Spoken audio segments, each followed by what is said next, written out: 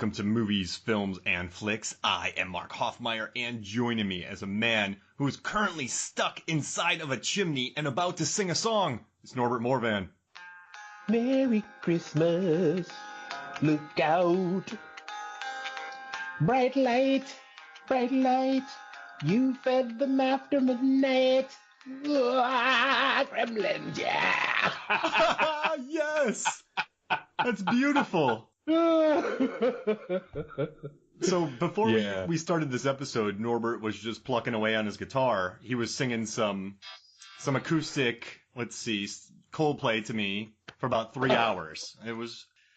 It's this Lenny Kravitz song I'm trying to figure out from '97. I found the tab online, and it's wrong because, of course. So I figured out the basic melody. But yeah, I'm working it out. Yeah, Coldplay, man. That's what we do when we're drunk in the pub. But before, I've heard Coldplay sung I heard Coldplay sung acoustically in Korea by some of the Irish guys there. Listen, the UK invasion of Korea, you and I saw it happen. It was a wave, and it's done now. It's over. But yeah, those cats would come in, and you knew Friday, Saturday, Sunday night. Yeah, lots of Oasis. And lots of Oasis. And just like, what would be great to listen to while we're drunk and trying to have a good time? Coldplay. Like, what? I don't understand. And Damien Rice. I mean, listen, I you know what, though? I respect that people would get up in front of a crowd with a guitar and sing. I mean, that takes some... They're doing. But when it's the same Damien Rice song 8 times in a row... Love. Can't take my eyes off of her. And then the other one, love, time in a line.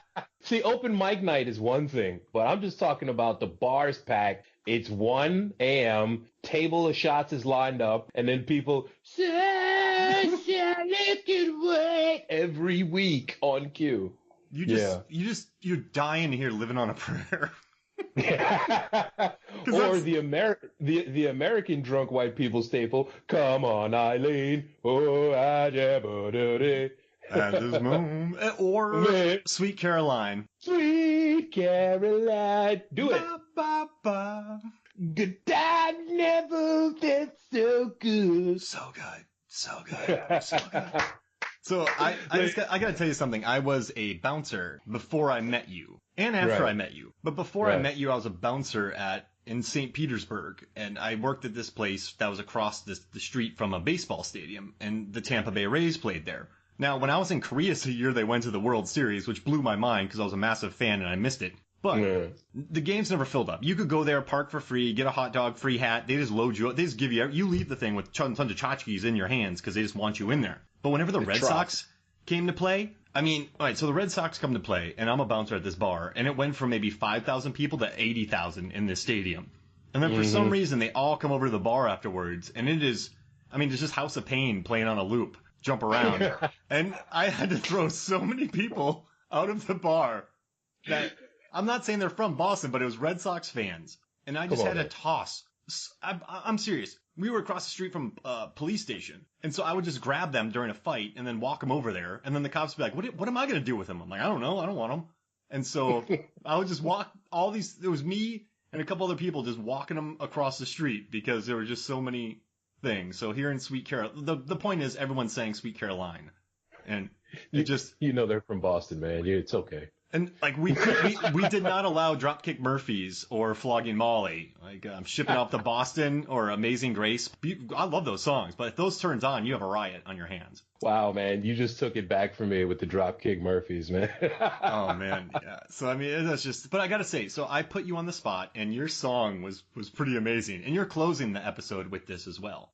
I'm gonna try, man. I'm gonna work on some more lyrics as we speak because I'm that guy. So one of my friends, Dave, that I work Comic-Cons with him from years. He lives in Austin, Texas. He works at Alamo Drafthouse. Super cool guy. We did an episode about the Warriors, and he found glass bottles, and he opened and closed with Warriors, and then he did the sign out of Movies, Films, and Flicks on the Warriors episode. And oh man, that movie is so badass, and it's 90 minutes. It's 90 minutes. It goes by so fast. It does. And it's a terrifying prospect actually because Can you count, suckers? Yeah. It's very simple. Can it's very you simple. dig it? Yeah. There are 60, 70,000 of us right now. All we have to do is say F the cops and be a team. And it's robot fighting time. We run this city. Can I ask you a weird question? So Cleon gets wiped out early by the Rift, so we don't know how good of a fighter he is. We know Cochise is tough. We know Cowboy's pretty tough. But who would win, Swan or Ajax in a fight? Which one was Ajax was James the big Brookbar? brawler who would lift it, like he got strapped to he got tricked by the lady, and then he got arrested and knocked out a cop with one arm. And he's the one that started destroying the baseball Furies. And Swan is the guy who, like, he becomes the lead, Swan. Ah, okay. I would have said James Remar, but it's been a long time since I saw that. Oh, okay, Swan, yeah. So I thought it was Remar's Remar. Ajax. Sorry, Remar's Ajax. Yeah, Michael Beck is Swan. Man, the last contact I've had with that movie was the Rockstar game. Oh yeah. On PS2 and PC, the Warriors, and that was really gully, man. You did some brutal, violent things, and they made it really look like just the burnt out husk of New York that New York City was in the late 70s. So yeah, I would have gone with Remar, but I guess since he got taken out early, I guess I got to go with the eventual leader. You know, he wasn't the leader. The director just hated the guy Fox, and so they killed him on the subway and didn't put him in the credits. So then they made Swan the lead. That's the worst. I love it, man. That Blu-ray, if you ever get the Blu-ray, The Warriors, it's stocked. Yeah. And also, I guess I'll segue into Gremlins. I mean, Gremlins is a stock Blu-ray. I listened to 2 commentaries, bunch of extras, and I'm really happy that you recommended this movie because released in 84, rated PG. This and Indiana Jones and the Temple of Doom were pretty much responsible for the PG-13. Seriously. So when this came out, I was 2. But since it was PG, I probably watched it when I was 7. I have moments from my childhood that are really burnt in my memory. Like the first time I watched 101 Dalmatians, Cruella de Vil. Mm-hmm. When I was 9, I saw Ernest Scared Stupid. I'm serious, dude. I couldn't sleep for a month. Then I watched this movie, Gremlins. And there's 3 moments in this movie that are all-timers for me. And so one of them is Kate Berenger's story about her dad dying in a chimney. Oh my God, yes. That's horribly done. Like, so you know what's really interesting about this is it was in the original script. So the original script that was written for this before, Chris Columbus and other people got a hold of it, the mom was killed, her head got rolled towards Billy.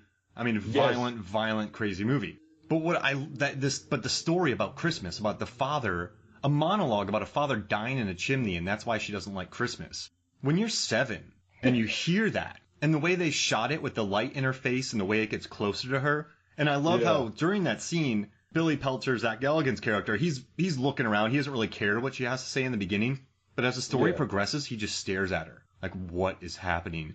When you're 7, man. And I don't know what your experience was with this first time you heard this story, but when she unleashes this, my 7-year-old brain just went, what just happened? Oh, wait.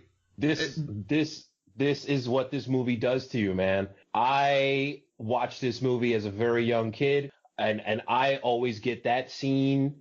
And When Doves Cry, the music is mixed up because that song, the Gremlins Rag, it has that same weird techno synth,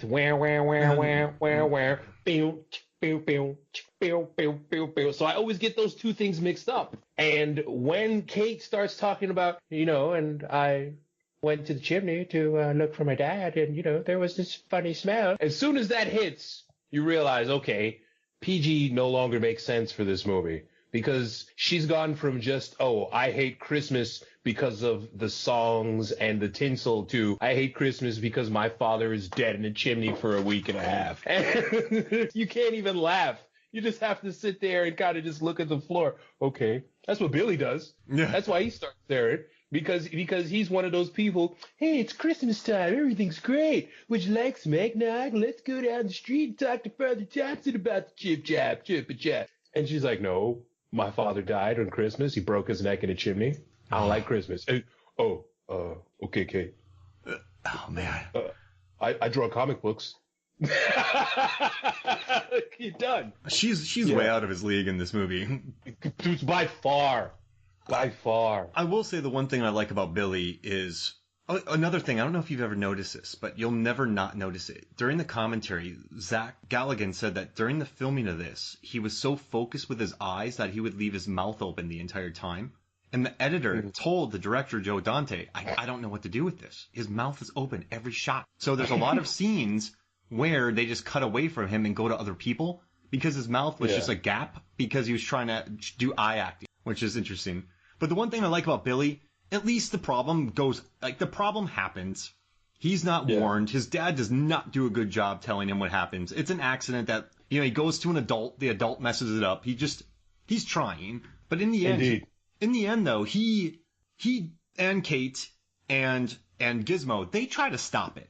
So in the beginning, he's a good kid, but I guess he's paying for his family too, since his dad doesn't do anything. So that's why he still lives at home.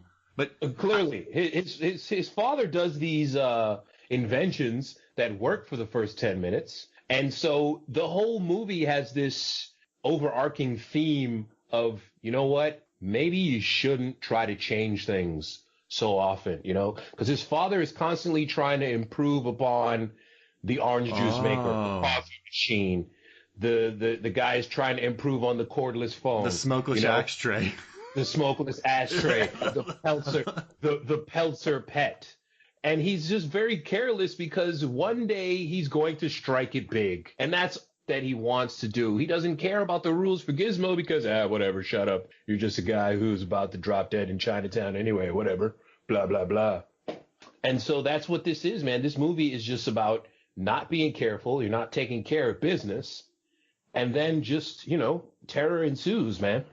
And I think that's why it works and I guess another thing I like about these characters are they just go out to stop it. They just realize we got to stop this. And I like that about it. I think these, I don't know, Kate and Billy, they just put themselves in some pretty crazy situations to wipe these things off the map because it was their fault. Absurd. It's a good, okay, I'm not saying this movie has a great moral, but I do think what you said is perfect, but not Kate, she's a badass, but the two, they just helped unleash it, and now they're just trying to solve the problem. Because if these gremlins keep spawning, obviously, if you can get to them before when they're in their putrid state, putrid state, like his mom, you could probably get them. But I mean, if these things start multiplying in empty areas, it's an apocalypse.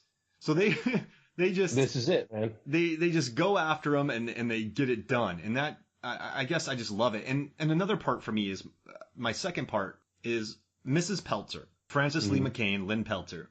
So I wrote an article for Cracked about horror characters who need more appreciation. So there's a kid in World War Z, there's a girl in It Follows, and Mrs. Peltzer. Mrs. Peltzer was supposed to get her head chopped off and just die. But in this movie, she hears gremlins in her house, so she picks up a knife. Then she walks into a kitchen. Aside from Deep Blue Sea, well, no, I'd put Gremlins kitchen fight ahead of the Deep Blue Sea kitchen fight. I really would. Oh, it has to be. And that blows people's minds. They get angry. And Raid 2's top 5 as well. But other than that, Sudden Death is in the top 5 as well. But number 1 is Gremlins. Because, in these horror movies, Norbert, the mom would die. Or the mom would run away screaming. Or the mom would... 1984, 100%. Oh my God, where's Billy? Yeah. She would putrefy in fear.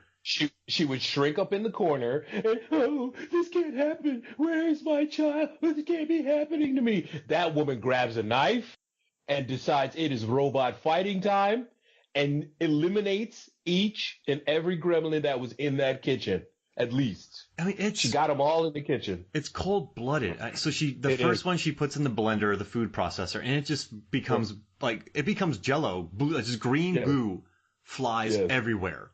And it's brutal. The other one, she picks up a food tray like a Spartan warrior fighting in a war and a knife, and she blocks these plates, porcelain plates. I mean, if one of us got hit with a plate in the face, it's gonna hurt. She is using that TV tray, as a shield, and she stabs that gremlin 3 times like Michael Myers. Yeah. Repeatedly, bro. She goes for it, man. Yeah. Not in my kitchen. Not in my... And the background,